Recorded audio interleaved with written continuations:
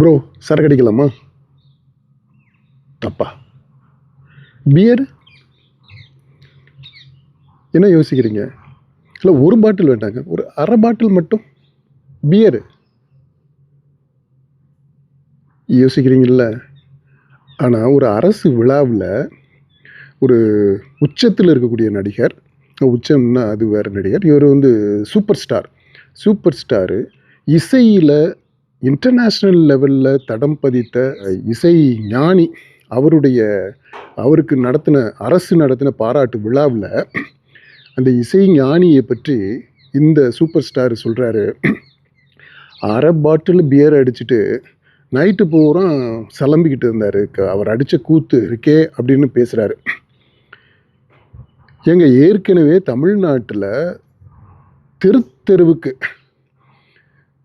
சாராய கடையை திறந்து வச்சிருக்கிறோம். கள்ளுக்கடையை திறக்கக்கூடாது, ஆனால் சாராய கடை தெருவுக்கு இருக்குது. முக்குக்கு முக்கு சாராய கடை. எந்த தெருவுக்கு போங்க தமிழ்நாட்டில், ஒவ்வொரு தெருவுலையும் ஒரு 2 பேர் ஓவராக குடிச்சிட்டு மட்டையாகி கிடப்பாங்க.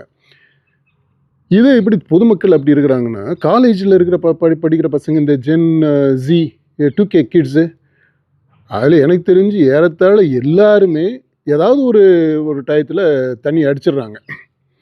அது கல்லூரிகள் மத்தியில் இந்த போதை பழக்கம், சரக்கு அடிக்கிறதுன்றது ஒரு பரவலான விஷயம் ஆகிக்கிட்டு இருக்கு. காலேஜில் இருக்கிறது கூட நம்ம புரிஞ்சுக்கிறோம், ஸ்கூல் லெவலுக்கே வந்துடுச்சு. ஸ்கூல் பசங்களே இப்போ வந்து தண்ணி அடிக்கிறதுன்னு நம்ம பார்த்துக்கிட்டு இருக்கோம்.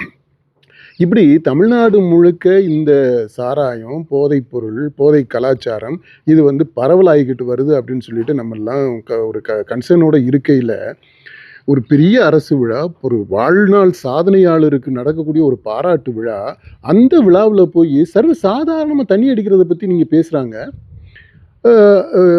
அது வந்து டீக்ரிமினலைசிங், அதாவது குற்றம் அப்படியா இருக்கக்கூடிய ஒரு குற்றமற்ற ஒரு செயல் மாதிரி, சர்வசாதாரணமான ஒரு செயல் மாதிரி, அல்லது அது வந்து part of the life style taken for granted அப்படின்ற ஒரு தொனியில் அவங்க பேசிக்கிட்டு இருந்தாங்க. பேசினதை நம்ம பார்த்தோம்.